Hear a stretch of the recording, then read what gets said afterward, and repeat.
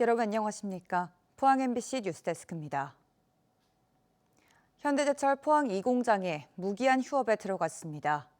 지난해 말 공장 폐쇄 결정을 철회한 지 8개월 만에 결국 문을 닫은 건데요.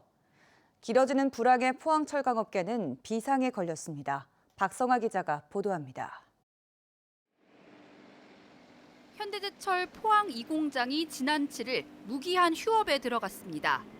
현대제철은 임직원 담화문을 통해 창사 이래 최대의 위기를 겪고 있다며 공장의 생존과 직원들의 고용 안정을 위해 이 공장 폐쇄를 결정했다고 설명했습니다.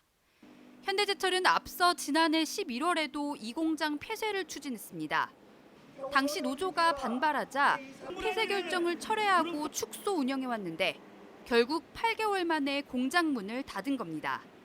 현대제철은 굴삭기 핵심 부품인 무한궤도를 생산하는 포항 1공장의 중기사업부도 매각하기로 했습니다. 철강업계는 중국산 저가 제품의 물량 공세와 국내 건설 경기 불황으로 인한 내수 침체로 큰 어려움을 겪고 있습니다. 현대제철의 경우 지난해 영업이익이 전년 대비 60% 감소하고 작년 4분기와 올해 1분기 모두 영업 적자를 기록했고 포스코 포항제철소도 지난해 1제강공장과 1선제공장을 폐쇄했습니다. 문제는 이 같은 불황이 단기간에 해소되지 않을 전망이라는 겁니다. 인구의 이제 저성장 추세라든지 아니면 제조업의 공동화 그리고 철강 수요 산업에서의 어떤 철강의 저소비 기조 같은 이런 추세가 당분간은 이제 계속 있지 않을까. 이런 가운데 지난 4일 발표된 미국의 50% 철강 관세 부과로 수출 여건까지 크게 나빠진 상황. 지역 차원에서 저희들이 지원하는 게 한계가 있기 때문에 다른 그 선진국이라든가 중국처럼 이렇게 정부 차원에서 대응하는 것처럼 생산 보조금이라는 이런 부분을 법제화해서 포항시는 최근 철강산업특별지원법 등 범정부 차원의 대책 마련을 요청하는 호소문을 산업통상자원부에 제출했습니다. MBC 뉴스 박성아입니다. 포항 지진 피해 손해배상 소송과 관련해 시민들과 극복 방안을 함께 고민하는 포항 지진 대시민 토론회가 오늘 포항시청 대회의실에서 열렸습니다. 토론회에 참석한 이진한 고려대 교수는 지진을 촉발한 원인과 지열발전 사업 추진 과정에 중대한 과실을 지적하고 포항 지진은 예견된 인재였다고 강조했습니다. 이어 공봉학 공동소송단 대표 변호사가 이번 소송의 추진 상황을 설명했고 참석한 시민들은 대법원의 정의로운 판결을 촉구했습니다. 지난 3월 대형 산불로 재난 피해를 입은 영덕군과 청송군이 특별 재생지역으로 지정돼 긴급복구 등 재생 사업이 추진됩니다. 두 지역에는 올해 추가 경정 예산으로 확보한 1차 년도 사업비 80억 원이 지원됩니다. 우선 산불로 살림이 훼손된 지역에 산사태 위험 등을 막기 위한 긴급 복구 공사가 시행되고 지자체별 특별 재생계획 수립 이후에는 주거 기반 시설 정비, 재난 대응 인프라 조성, 마을 공동체 활성화 등의 사업이 추진될 예정입니다. 국립수산과학원은 동해안의 수온 상승으로 난류성 어종의 출현 비율이 빠른 속도로 증가하고 있다고 밝혔습니다. 울진의 정치망 어회 거종을 분석한 결과 최근 5년 동안 방어, 전갱이, 삼치 등 난류성 어종의 출현 비율이 이전 15년 동안과 비교해 90%나 증가한 것으로 나타났습니다.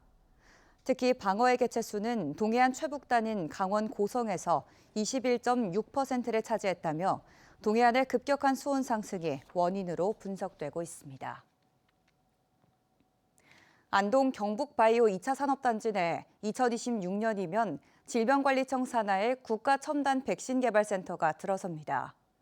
센터 착공으로 백신 개발부터 상용화까지의 전주기 지원 체계를 모두 갖추게 된 셈인데 안동이 백신 생산 기반 업으로 자리매김할 수 있을지 주목됩니다.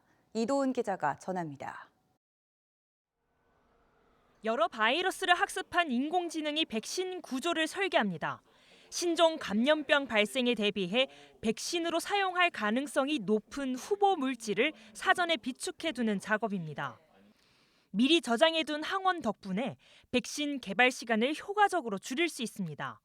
세계적으로 백신 후보 물질 저장에 대한 필요성이 대두되고 있는 가운데 질병관리청 산하의 국가첨단백신개발센터가 부지 2천여 제곱미터 규모로 2026년까지 경북 바이오 2차 산단에 들어설 예정입니다. 백신을 100일, 200일 이내에 신종 감염병이 생겼을 때 빨리 확보하는 그런 계획이 마련이 돼 있고요. 그래서 그 계획의 일환으로 지금 이 센터를 이제 여기 안동에 건립하는.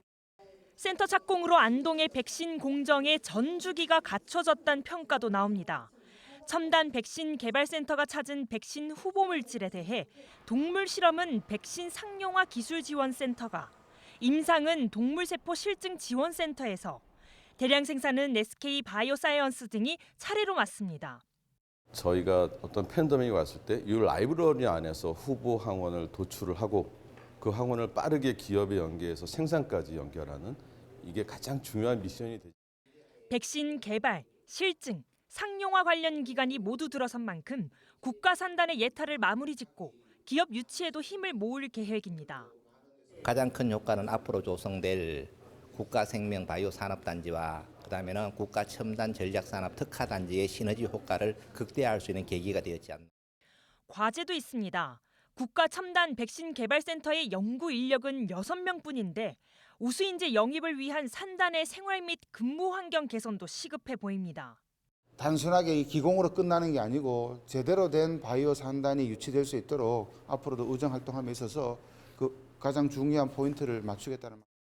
국민 건강과 백신 주권 확보란 실질적인 성과를 거두기 위해선 정치권과 지역사회의 관심이 시설 등의 인프라 구축에 그칠 것이 아니라 인재 육성으로 좀 더 이어져야 한다는 지적이 나옵니다. MBC 뉴스 이도은입니다. 국가유산청과 경상북도, 경주시는 오늘부터 사흘간 경주 화백 컨벤션 센터에서 2025 세계 국가유산 산업전을 개최합니다. 이번 행사는 문화유산 보존관과 신기술관 등 5개 분야 전시관에 129개 업체와 기관이 참여해 국가유산 발굴과 보수 정비, 첨단 기술 분야의 개발 성과 등을 전시합니다. 또 전국 지자체 국가유산 담당 공무원을 대상으로 한 디지털 헤리티지 연수와 학술대회 국가기술 상담회 등 다양한 행사가 펼쳐집니다. 경북시장군수협의회 정기회의에서 권기창 안동시장이 산불특별법 제정을 재차 촉구했습니다. 권 시장은 중소기업과 농가, 복지시설 등 지원 사각지대가 여전히 존재한다며 실질적인 복구와 지역 재건을 위한 법적 기반 마련이 시급하다고 강조했습니다. 경북시장군수협의회는 정부와 국회에 산불특별법 제정을 공동 건의하기로 뜻을 모았습니다. 최근 극우 성향단체 리박스쿨의 늘봄학교 강사 채용 개입 의혹이 논란이 되고 있는 가운데 경북에선 해당 사례가 없는 것으로 확인됐습니다. 경북교육청은 도내 초등학교를 대상으로 전수조사를 시행한 결과 리박스쿨 관련 이력을 가진 늘봄학교 강사 채용 사례는 없는 것으로 확인됐다고 밝혔습니다. 또 강사 채용 과정에서 외부의 부당한 개입이나 압력도 확인되지 않았다고 덧붙였습니다. 박순범 경북도의원이 대표 발의한 퇴직 소방공무원 특수건강진단 지원 조례안이 어제 도의회 상임위를 통과했습니다. 조례안은 퇴직한 소방공무원이 10년간 특수건강진단을 받도록 지원 근거를 담은 것으로 건강진단 항목과 예산 범위, 수행기관 지정, 대상자 선정 등에 관한 내용을 명시했습니다.